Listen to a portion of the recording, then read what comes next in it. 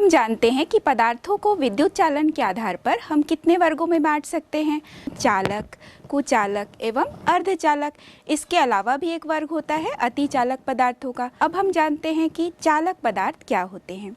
ऐसे पदार्थ जिसमें से विद्युत धारा का चालन हो सकता है या जो अपने में से विद्युत धारा को प्रवाहित होने देते हैं, उसे हम चालक पदार्थ कहते हैं। चालक पदार्थों में धातुएं भी होती हैं कुछ और अधातुएं भी होती हैं। तो चलिए देखते हैं कौन कौन सी धातुएं हैं जो चालक पदार्थ के रूप में कार्य करती हैं। जैसे कॉपर, चांदी एवं एल्यूमिनियम की मिश्र धातुएं चालक पदार्थ के रूप में कार्य करती हैं। कुछ अधातुओं को हम देखते हैं जैसे ग्रेफाइट, कार्बन ब्लैक एवं कार्बनिक बहुलक, जो कि अधातु है लेकिन चालक पदार्थ के रूप में कार्य करते हैं। इसी तरह से विद्युत रोधी पदार्थ कहें या कुचालक पदार्थ कहें, इसका अर्थ होगा कि ऐसे पदार्थ जिसमें से विद्युत धारा का चालन नहीं हो सकता है या जो अपने में से विद्युत धारा का चालन नहीं होने देते हैं, इन्हें हम कुचालक पदार्थ कहेंगे। उदाहरण देखिए, कुचालक पदार्थ जैसे कि कांच, लकड़ी, रबड़, कुछ सिरामिक पदार्थ, ये सभी कुचालक होते हैं। इसके अलावा एक और वर्ग होता है अर्धचालक पदार्थों का। अर्धचालक पदार्थों की जो चालकता होती है वो चालक एवं कुचालक पदार्थों के बीच की होती है। इन्हें हम अर्धचालक पदार्थ या सेमीकंडक्टर भी कहते हैं। उदाहरण में यहाँ पर सिलिकॉन या डोप्ड सिलिकॉन। ये डोप्ड सिलिकॉन का अर्थ क्या है कि सिलिकॉन में या तो हम 13th ग्रुप के किसी तत्व का मिश्रण कर देते हैं या फिर 15th ग्रुप के किसी तत्व को मिश्रित कर देते हैं, तो यह डोप्ड सिलिकॉन बन जाता है। इसके अलावा गैलियम आर्सेनाइड, तो ये सभी पदार्थ जो है वो अर्धचालक की तरह कार्य करते हैं। इसके अलावा कुछ ऐसे भी पदार्थ होते हैं जिसकी चालकता बहुत अधिक होती है, वहाँ पर प्रतिरोध उसका कम होता है। इन पदार्थों को अतिचालक पदार्थ या सुपर कंडक्टर कहा जाता है। तो सुपर कंडक्टर जो पदार्थ होते हैं उसमें प्रायः देखा गया है कि सिरामिक्स और जो मिश्रित ऑक्साइड्स होते हैं वो 150 केल्विन टेम्परेचर पर सुपर कंडक्टर की तरह व्यवहार करते हैं। अब हम ये जानेंगे कि धातुओं की चालकता वास्तव में किस कारण होती है। धातुओं में आपने देखा है कि धातुओं में इलेक्ट्रॉन त्यागने की क्षमता होती है, उसके इलेक्ट्रॉन्स जो हैं वो गतिशील होते हैं। तो धातुओं में जो चालकता होती है वह इलेक्ट्रॉनों की गतिशीलता के कारण होती है। धातुओं में जो विद्युत धारा का प्रवाह है वो इलेक्ट्रॉनों की गतिशीलता के कारण ही पाई जाती है। धातुओं की जो चालकता है वो चूँकि इलेक्ट्रॉनों के कारण होती है, इलेक्ट्रॉन के गतिशील होने के कारण होती है, और इसी आधार पर हम इसके प्रभावित करने वाले कारकों को भी देख सकते हैं। जैसे धातु का घनत्व है, तापमान है, संयोजी इलेक्ट्रॉन यानी उसके बाह्यतम कोश में उपस्थित इलेक्ट्रॉनों की संख्या एवं धातुओं की प्रकृति। तो ये सारे कई कारक हैं जिससे कि धात्विक चालकता प्रभावित होती है। धातुओं की जो चालकता है उसे इलेक्ट्रॉनिक चालकता के नाम से भी जाना जाता है। वही फिर से हम आते हैं कि इलेक्ट्रॉनिक चालकता है और इसी इलेक्ट्रॉन की गतिशीलता के कारण धातुओं की चालकता होती है। जल की जो चालकता है ये प्रदर्शित होती है। यहाँ पर हम देखते हैं जल का सूत्र है H2O, जिसमें H प्लस है और OH माइनस आयन है। तो H प्लस का जो मोलर सांद्रण है और जो OH माइनस है उसके मोलर सांद्रण, दोनों का मोलर सांद्रण हम देखते हैं 10⁻⁷ m है, मतलब मोलरता है। तो इस तरह से जल की चालकता जो है वो बहुत ही कम होती है क्योंकि उसमें H प्लस एवं OH माइनस जो है उसकी सांद्रता 10⁻⁻7 m है। तो इस तरह से जल की चालकता बहुत ही कम पाई जाती है, 3.5 × 10⁻⁻5 सीमेन पर मीटर। तो इस तरह से जल की चालकता देखी गई है कि बहुत ही कम होती है। लेकिन यदि जल में किसी विद्युत अपघट्य को मिला दिया जाए तो उसकी चालकता का मान बढ़ जाता है, क्योंकि जो विद्युत अपघट्य जल में घोलने पर अपघटित होता है, आयनों में परिवर्तित होता है। तो इस तरह से विद्युत अपघट्य को जब जल में घोला जाता है तो उसकी चालकता का मान बढ़ जाता है। तो यहाँ पर हम विद्युत अपघट्य को किसी विलयन में या जल में घोलने पर किस तरह से उसकी चालकता के मान में वृद्धि होती है वो आयनों के कारण होती है। और इसको प्रभावित करने वाले जो कारक है जिसमें हम देखेंगे कि जो विद्युत अपघट्य की प्रकृति है वो इसे कैसे प्रभावित करती है। तो विद्युत अपघट्यों को प्रकृति के आधार पर हम दो भागों में बांट सकते हैं। एक होता है प्रबल विद्युत अपघट्य और दूसरा है दुर्बल विद्युत अपघट्य। तो प्रबल विद्युत अपघट्य क्या होंगे? ऐसे विद्युत अपघट्य जो पूर्णतः आयनित अवस्था में रहते हैं, जिसमें वियोजन की मात्रा 1 है, मतलब पूर्ण आयनित अवस्था में वो रहता है। तो यहाँ जो प्रबल विद्युत अपघट्य है उसके कुछ उदाहरण में हम देखेंगे कि प्रबल विद्युत अपघट्य में कुछ जो लवण होते हैं वे हैं NaCl, Na2SO4। इसी तरह से जो क्षार है इसमें है NaOH और KOH। इसी तरह से जो अम्ल है HCl एवं H2SO4। तो इस तरह से जो विद्युत अपघट्य है उसको हमने 2 भागों में बांटा और प्रबल विद्युत अपघट्य को भी फिर हमने 3 वर्गों में देखा कि कैसे जो लवण हैं वो भी प्रबल विद्युत अपघट्य हो सकते हैं, कुछ अम्ल हैं, कुछ क्षार हैं जो कि प्रबल विद्युत अपघट्य की तरह कार्य कर सकते हैं। अब हम ये जानेंगे दुर्बल विद्युत अपघट्य जिसका आयनन बहुत ही कम होता है, इसमें अल्फा का मान 1 से कम होता है। ये जो अल्फा है, अल्फा यानी वियोजन की मात्रा, तो अल्फा का सूत्र हम लिख सकते हैं कि आयनों में विभक्त हुए विद्युत अपघट्य के अणुओं की संख्या बटा विलयन में उपस्थित विद्युत अपघट्य के कुल अणुओं की संख्या को हम कहते हैं अल्फा। तो यहाँ चूंकि अल्फा का मान 1 से कम है, आयनन बहुत ही कम होता है। चूंकि यहाँ पर आयनन कम है तो यहाँ पर तनुता को बढ़ाने पर आयनन की जो मात्रा है वो भी बढ़ेगी, क्योंकि इस प्रारंभ में हम देखते हैं कि जो तनुता है वह कम है। तनुता बढ़ाएंगे तो जैसे जैसे आयनों की संख्या बढ़ेगी वैसे वैसे जो चालकता का मान है वो भी बढ़ेगा। तो दुर्बल विद्युत अपघट्य के लिए देखा गया है कि जैसे जैसे तनुता बढ़ाते हैं वैसे वैसे चालकता का मान बहुत ही तीव्र गति से बढ़ता है, जबकि प्रबल विद्युत अपघट्य पूर्ण रूप से आयनित अवस्था में रहता है। तो यदि तनुता बढ़ाते भी हैं तो उसमें चालकता का मान बहुत ही धीमी गति से बढ़ता है। तो दुर्बल विद्युत अपघट्य के कुछ उदाहरण हम देख लेते हैं, जैसे कि दुर्बल अम्ल है। दुर्बल अम्ल में एसिटिक अम्ल CH3COOH, H3PO4 यानी फॉस्फोरिक एसिड, और कुछ दुर्बल क्षार होते हैं जैसे कि अमोनियम हाइड्रोक्साइड NH4OH एवं कैल्शियम हाइड्रोक्साइड CaOH2। अब हम ये जानेंगे कि आयनिक चालकता को प्रभावित करने वाले कौन कौन से कारक होते हैं। तो सबसे पहले हम देखेंगे अंतर आयनिक आकर्षण बल। अंतर आयनिक आकर्षण बल का अर्थ है कि आयनों का आयनों के साथ किस तरह से आकर्षण बल है, किस प्रकार का उनके मध्य अन्योन्य क्रिया हो रही है, इस पर आधारित होगा उसकी चालकता। यदि आयनों आयनों के मध्य आकर्षण बल बहुत अधिक होगा तो गतिशीलता कम होगी, और जब गतिशीलता कम होगी तो चालकता का मान भी कम होगा। इसी तरह से दूसरा पॉइंट हम देखते हैं आयनों का विलायकन। आयनों का जो विलायकन होता है इसका अर्थ है कि किसी भी विलायक अणु के साथ जब आयन जुड़ता है तो वह उसका विलायकन होगा, सॉल्वेशन होगा। और जब विलायक अणु के साथ कोई आयन जुड़ जाता है तो वहाँ पर आकर्षण बल के मान में वृद्धि होती है, और जब आकर्षण बल के मान में वृद्धि होगी तो जो आयनों की गतिशीलता है वो भी कम हो जाएगी। तो इस तरह से हम देखेंगे कि आयनों का विलायकन जितना ज़्यादा होगा आयनों की गतिशीलता उतनी ही कम होगी और चालकता का मान भी कम हो जाएगा। अगला पॉइंट हम देखते हैं श्यानता या विस्कोसिटी। तो आयनों आयनों के मध्य जितना ज़्यादा आकर्षण बल होगा श्यानता उतनी अधिक होगी, और श्यानता अधिक है तो गतिशीलता आयनों की कम हो जाएगी। गतिशीलता जब कम होगी तो चालकता का मान भी कम होगा। तो जब विलायक के अणुओं के मध्य आकर्षण बल अधिक है तो श्यानता का मान भी अधिक होगा, तो इस तरह से चालकता का मान कम हो जाएगा। अगला बिंदु है तापमान। तो आप सभी ये जानते हैं कि जैसे जैसे तापमान बढ़ाया जाता है जो आयनों की गतिशीलता है, आयनों की जो गतिज ऊर्जा है उसके मान में भी वृद्धि होती है। तो T समानुपाती 1/2 mv² होता है। तो जैसे जैसे टेम्परेचर बढ़ाते हैं आयनों की जो गतिशीलता है वो भी बढ़ेगी। आयनों की गतिशीलता बढ़ेगी तो यहाँ पर चालकता के मान में वृद्धि होगी। तो तापमान बढ़ाने पर चालकता का मान बढ़ता है। धात्विक एवं विद्युत अपघटनी चालकों में अंतर को जान लेते हैं। धात्विक चालक एवं विद्युत अपघटनी चालक में जो सबसे पहला अंतर है वो है इलेक्ट्रॉनों के प्रवाह का। धात्विक चालक में विद्युत धारा का चालन इलेक्ट्रॉनों के प्रवाह द्वारा होता है, जबकि विद्युत अपघटनी चालक में विद्युत धारा का चालन आयनों के अभिगमन के द्वारा होता है। धात्विक चालक में से विद्युत धारा प्रवाहित करने पर कोई भी रासायनिक परिवर्तन नहीं होता है, जबकि विद्युत अपघटनी चालक में से विद्युत धारा प्रवाहित करने पर विद्युत अपघट्य का अपघटन या उनमें रासायनिक परिवर्तन हो जाता है।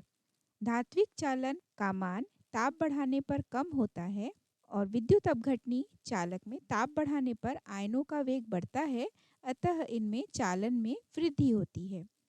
धात्विक चालकों में धनावेशित कर्नल की इलेक्ट्रॉन के साथ अन्योन्य क्रिया के कारण प्रतिरोध उत्पन्न होता है, जबकि विद्युत अपघटनी चालकों में विलायक की श्यानता एवं अंतर आयनिक आकर्षण बल के कारण प्रतिरोध उत्पन्न होता है। धात्विक चालन में पदार्थ का स्थानांतरण नहीं होता है, जबकि विद्युत अपघटनी चालन में आयनों के रूप में पदार्थ का स्थानांतरण होता है। धात्विक चालकों की चालकता का मान उच्च होता है, जबकि विद्युत अपघटनी चालकों की चालकता का मान धात्विक चालकों से कम होता है। अब हम विद्युत धारा क्या होता है इसके बारे में जानेंगे कि विद्युत धारा, आप सभी जानते हैं करंट फ्लो कैसे होता है। तो जब आवेश का प्रवाह होता है एक निश्चित समय में चालक पदार्थ के ऊपर, तो वही विद्युत धारा है। तो विद्युत धारा को यदि हम परिभाषित करेंगे तो किसी भी चालक में से प्रवाहित होने वाले आवेश के प्रवाह की दर को हम विद्युत धारा कहते हैं। तो विद्युत धारा को एम्पियर में मापा जाता है और I से इसे दर्शाएंगे तो I बराबर dQ अपॉन dt, ऐसा लिख सकते हैं इसे। तो dt यानी डिफरेंशियल टाइम, यानी बहुत ही सूक्ष्म समय में, dQ यानी जो आवेश। तो यदि समय के आधार पर आवेश का प्रवाह हो रहा है तो वही इसकी विद्युत धारा के रूप में इसे आंका जाएगा। तो dQ आवेश की वह मात्रा है जो चालक में से dt समय में प्रवाहित होती है। इसके बाद हम जानेंगे प्रतिरोध। किसी भी चालक पदार्थ में विद्युत धारा के प्रवाह में जो रुकावट आती है वो कहलाती है प्रतिरोध। तो प्रतिरोध जो हम देखते हैं वो कैसे उत्पन्न होता है, ये हम देखते हैं कि इलेक्ट्रॉन जो है वो मेटल वायर में बिल्कुल रैंडमली मूव करता है और जब इसे हम सेल में जोड़ देते हैं तो जो इलेक्ट्रॉन है वह नेगेटिव टर्मिनल से पॉजिटिव टर्मिनल की ओर जा रहा है। तो यहाँ जो इलेक्ट्रॉन है वह पॉजिटिव आयन के साथ संघट्ट कर लेता है। तो इस तरह से संघट्ट होने के कारण इलेक्ट्रॉन की जो गति है वो यहाँ पर कम हो जाएगी। विद्युत धारा के प्रवाह में रुकावट उत्पन्न होगी क्योंकि जो इलेक्ट्रॉन है वो धनावेशित आयन के साथ कोलाइड कर लेता है, गतिशीलता है वो कम हो जाएगी। तो इलेक्ट्रॉन की गति में कमी होगी, चालकता में कमी होगी और प्रतिरोध उत्पन्न हो जाएगा। इसी तरह से हम देखते हैं कि जब भी किसी भी विद्युत अपघटनी चालक पदार्थ के लिए भी ओम का नियम फॉलो होता है। जब कभी भी किसी विद्युत अपघट्य के जलीय विलयन में इलेक्ट्रोड के मध्य विभवांतर लगाया जाता है तो विद्युत धारा प्रवाहित होने लगती है। तो विद्युत अपघटनी जो चालक पदार्थ होते हैं उसमें भी धात्विक चालकों की तरह ओम के नियम का पालन होता है। ओम का नियम धात्विक चालकों के लिए दिया गया है, तो इसी तरह से विद्युत अपघटनी चालक पदार्थ के लिए भी ओम का नियम फॉलो होता है। यहाँ पर हम ओम के नियम को समझ लेते हैं। ओम का नियम चालक में से प्रवाहित होने वाली विद्युत धारा की सामर्थ्य यानी I चालक के दोनों सिरों पर लगाए गए विभवांतर यानी V के समानुपाती होता है। तो I समानुपाती होता है V के। तो I बराबर हम लिख सकते हैं R V। यहाँ R प्रतिरोध को दर्शाता है। ओम के नियम को समझना है तो हमने V को ऊपर लिखा और बीच में पार्टीशन किया और I और R बाईं तरफ और दाईं तरफ लिखते हैं और इस प्रकार हम संबंध को आसानी से समझ सकते हैं। जैसे यदि हमें V निकालना है तो I इंटू R कर सकते हैं और यदि हमें I निकालना है तो V अपॉन R कर सकते हैं। इसी तरह से यदि हमें R निकालना है तो हम V अपॉन I कर सकते हैं। तो इस त्रिभुज की सहायता से हम ओम के नियम में विभिन्न प्रकार के जो विभवांतर है या जो एम्पियर में विद्युत धारा प्रवाहित हो रही है या जो प्रतिरोध है उसकी गणना कर सकते हैं एक छोटे से संबंध के द्वारा। यहाँ पर जो I है वो यहाँ एम्पियर से दर्शाया जाएगा क्योंकि वो विद्युत धारा की सामर्थ्य है। इसी तरह से V यहाँ विभवांतर जिसे वोल्ट में मापते हैं और R जो कि प्रतिरोध है जिसके लिए हम ओम इकाई मानते हैं। विशिष्ट प्रतिरोध के बारे में जानेंगे कि विशिष्ट प्रतिरोध क्या होता है। तो विशिष्ट प्रतिरोध किसी भी चालक पदार्थ का जो विशिष्ट प्रतिरोध होगा उसके 1 घन सेंटीमीटर का प्रतिरोध होती है। जो चालक का प्रतिरोध है यहाँ पर हम ज्ञात करने के लिए सबसे पहले देखेंगे कि जो R है, प्रतिरोध है, वह किसके समानुपाती है? वह यहाँ पर L के समानुपाती है। L यहाँ पर है इलेक्ट्रोडों के बीच की दूरी। यहाँ R जो है प्रतिरोध, वह A के व्युत्क्रमानुपाती होता है। A यहाँ पर जो इलेक्ट्रोड है उसके अनुप्रस्थ काट का क्षेत्रफल है। तो हमने देखा कि R समानुपाती होगा L के और R व्युत्क्रमानुपाती होगा A के। तो R बराबर, समानुपाती चिन्ह हटाकर हम बराबर लगाते हैं, तो रो L अपॉन A। रो यहाँ पर विशिष्ट प्रतिरोध को दर्शाता है। तो यहाँ पर रो इक्वल टू हो सकता है RA अपॉन L, तो रो को दर्शा रहा है। यहाँ R प्रतिरोध है। यदि यहाँ पर जो दोनों इलेक्ट्रॉनों के जो बीच की दूरी है उसे 1 सेंटीमीटर मान लिया जाए एवं जो इलेक्ट्रोडों के अनुप्रस्थ काट का क्षेत्रफल है उसे हम 1 सेंटीमीटर स्क्वायर मान लें, तो यदि सभी L और A को यहाँ इकाई मान लेते हैं तो जो विशिष्ट प्रतिरोध है वह यहाँ पर R यानी प्रतिरोध के बराबर होता है। यहाँ हम देख सकते हैं कि कैसे इस परिभाषा की पूर्ति हो रही है।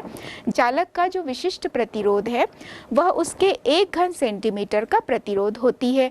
यहाँ हमने उसके अनुप्रस्थ काट का क्षेत्रफल लिया है 1 सेंटीमीटर स्क्वायर और उसका इलेक्ट्रोडों के बीच की जो दूरी है वह है 1 सेंटीमीटर। तो चालक के 1 घन सेंटीमीटर का जो प्रतिरोध होगा वह उसका विशिष्ट प्रतिरोध कहलाता है। अब हम जानेंगे विशिष्ट चालकता के बारे में। विशिष्ट चालकता विशिष्ट प्रतिरोध का ही व्युत्क्रम होता है या उल्टा होता है। इसको जानने से पहले हम चालकत्व को पुनः एक बार देख लेते हैं। चालकत्व यानी किसी भी चालक पदार्थ में से विद्युत धारा का प्रवाह या विद्युत धारा कितनी आसानी से उसमें से प्रवाहित हो सकती है वह उसकी होती है चालकता या चालकत्व उस पदार्थ की। तो विशिष्ट चालकता विशिष्ट प्रतिरोध का ही व्युत्क्रम होती है। विशिष्ट प्रतिरोध को हमने देखा कि रो से दर्शाया जाता है और जो विशिष्ट चालकता है उसे कप्पा, जो ग्रीक अक्षर है, उससे दर्शाया जाता है। तो यहाँ जो कप्पा है वह बराबर होगा 1 अपॉन रो के। तो यहाँ जो 1 अपॉन रो हमने लिखा है उसको हम लिख सकते हैं L अपॉन RA, क्योंकि जो रो है रो इक्वल टू होता है RA अपॉन L। तो चूंकि रो यहाँ पर नीचे है तो हम लिख सकते हैं L अपॉन RA। तो यहाँ पर L upon A into 1/R। तो L अपॉन A यहाँ पर एक नया स्थिरांक हमें मिला जिसे कहते हैं सेल स्थिरांक। इसे G स्टार से दर्शाया जाता है। तो सेल स्थिरांक और यहाँ पर है गुणा 1/R, यानी यहाँ पर 1/R जो कि प्रतिरोध का जो उल्टा है, यानी हम चालकता ले सकते हैं इसे, विशिष्ट चालकता नहीं। यहाँ पर हम 1/R लिख रहे हैं तो इसे हम चालकता कहेंगे। यहाँ पर हम विशिष्ट प्रतिरोध की इकाई को कैसे लिख सकते हैं? तो विशिष्ट प्रतिरोध के लिए जो सूत्र है वो हम लिख सकते हैं ओम सेंटीमीटर स्क्वायर बटा सेंटीमीटर। तो यहाँ पर जो ओम सेंटीमीटर है, यहाँ सेंटीमीटर स्क्वायर और सेंटीमीटर को हम काट देंगे तो बचेगा ओम सेंटीमीटर। तो विशिष्ट प्रतिरोध के लिए जो इकाई है वो है ओम सेंटीमीटर। तो विशिष्ट चालकता चूंकि विशिष्ट प्रतिरोध का इन्वर्स है तो विशिष्ट चालकता जो है उसका यूनिट होगा प्रति ओम प्रति सेंटीमीटर। मीटर में यदि लेंगे तो प्रति ओम प्रति मीटर या इसे सीमेंस पर मीटर के रूप में भी दर्शाया जाता है। यहाँ पर जो प्रति ओम है, प्रति ओम बराबर होता है 1 सीमेंस। तो यदि यहाँ पर प्रति ओम प्रति मीटर लिखा है तो इसे हम सीमेंस प्रति मीटर के रूप में भी लिख सकते हैं। अब हम आयनिक विलयनों की चालकता का मापन कैसे कर सकते हैं ये जानेंगे। तो इसके लिए सबसे पहले जिस भी विलयन का चालकता का मापन करना है उसमें चालकता सेल को डुबा कर रखते हैं। जो चालकता सेल है उसमें 2 इलेक्ट्रोड होते हैं और उसमें एक प्लेटिनम लगा होता है और प्लेटिनम में प्लेटिनम ब्लैक का लेप चढ़ा होता है। यहाँ पर जो चालकता सेल के इलेक्ट्रोडों के बीच की दूरी जो हमने देखा L है और इलेक्ट्रोड का जो अनुप्रस्थ काट का क्षेत्रफल है वो A है। तो इस तरह से यहाँ हमें प्राप्त होता है सेल स्थिरांक L/A, जिसे हम G स्टार के द्वारा भी दर्शा रहे हैं। तो सेल स्थिरांक की यूनिट भी देख लेते हैं कि यदि L को L जो कि उनके बीच की दूरी है वो है सेंटीमीटर में, और यदि A को हम सेंटीमीटर स्क्वायर में ले रहे हैं तो यूनिट आएगी सेल स्थिरांक की प्रति सेंटीमीटर। तो G स्टार के लिए यूनिट होगा प्रति सेंटीमीटर। तो इस तरह से यहाँ सेल स्थिरांक के लिए यूनिट ज्ञात हो गई। अब यहाँ पर जो सेल स्थिरांक की गणना है वो हम जब करते हैं तो केवल L और A के मापन द्वारा इसको नहीं कर सकते हैं, क्योंकि दिए गए जो सेल है उसके लिए इसका मापन जो है बहुत ज़्यादा इजी नहीं होता है। तो यहाँ पर हम एक प्रामाणिक विलयन लेते हैं या हम एक स्टैंडर्ड सॉल्यूशन लेते हैं जिसका अलग अलग टेम्परेचर पर चालकता ज्ञात हो। तो यहाँ KCl लिया जाता है, KCl विलयन, जिसकी अलग अलग तापमान पर अलग अलग चालकता का मापन हुआ है। तो इसके आधार पर हम चालकता की गणना कर सकते हैं किसी भी आयनिक विलयन में। तो इसके लिए सबसे पहले उपकरण की व्यवस्था कैसी की जाती है, या व्हीटस्टोन ब्रिज सिद्धांत पर ये चालकता सेल जो है वो कार्य करेगा, उसके लिए हम इस उपकरण का वर्णन देख लेते हैं। जिस भी विलयन का चालकता ज्ञात करना है उसे चालकता सेल में लिया जाता है। तो विलयन से भरा जो चालकता सेल है वह व्हीटस्टोन ब्रिज की एक भुजा को बनाता है। व्हीटस्टोन ब्रिज में आप देखिए यहाँ पर चालकता सेल जो है उसका एक भुजा व्हीटस्टोन ब्रिज की भुजा के रूप में अटैच हो रहा है। तो चालकता सेल कांच का बना होता है जिसमें 2 इलेक्ट्रोड है, प्लेटिनम इलेक्ट्रोड, और उस पर प्लेटिनम ब्लैक का लेप चढ़ा हुआ है। विलयन से भरे चालकता सेल को एक थर्मोस्टेट या ताप स्थायी में रखते हैं जिससे तापमान जो है वो हमेशा स्थिर रहे। यहाँ पर विद्युत धारा जो है वो AC करंट फ्लो किया जाता है, DC करंट यहाँ पर फ्लो नहीं किया जाता है। यहाँ पर DC करंट फ्लो नहीं करने का कारण ये है कि जो विद्युत अपघट्य है उसका विघटन होने लगता है, विद्युत अपघटन होने लगता है। इस कारण से यहाँ पर DC करंट जो है फ्लो नहीं करते हैं। यहाँ पर जो विलयन का प्रतिरोध है वह R2 है, और प्रतिरोध जो R1, R3, R4 है उसको अच्छी तरह से समंजित या एडजस्ट कर लेते हैं और ब्रिज को संतुलित अवस्था में रखते हैं और एक डिटेक्टर लगा देते हैं। डिटेक्टर के रूप में प्रायः यहाँ पर हेडफोन का प्रयोग किया जाता है। तो हेडफोन में यदि किसी भी प्रकार की ध्वनि उत्पन्न नहीं हो रही है, इसका अर्थ ये है कि वह ब्रिज जो है वो अच्छी तरह से संतुलित है। यहाँ पर डिटेक्टर उसकी पहचान करा देता है। यहाँ संतुलित अवस्था में हेडफोन में किसी भी प्रकार की ध्वनि उत्पन्न नहीं होती है। अब जब इसे हम R1 R2 से कैलकुलेट करेंगे तो देखिए जो R2 है वह विलयन का प्रतिरोध है। तो R1 upon R2 equal to R3 upon R4। तो R2 ज्ञात करने के लिए R1 R4 अपॉन R3 होता है। यहाँ पर जो G स्टार है, G स्टार यहाँ पर सेल स्थिरांक है जो हमने देखा था, G स्टार को हम प्रदर्शित करते हैं L अपॉन A से। तो L अपॉन A जो है वो सेल स्थिरांक है equal to R into kappa. Kappa यहाँ पर चालकता, विशिष्ट चालकता को दर्शा रहा है। यहाँ R2 equal to R1 R4 upon R3 हमने लिखा, तो कप्पा इक्वल टू हम लिख सकते हैं सेल स्थिरांक अपॉन यहाँ पर R। तो R यहाँ प्रतिरोध है। तो यदि प्रतिरोध ज्ञात है तो हम आसानी से चालकता की गणना कर सकते हैं।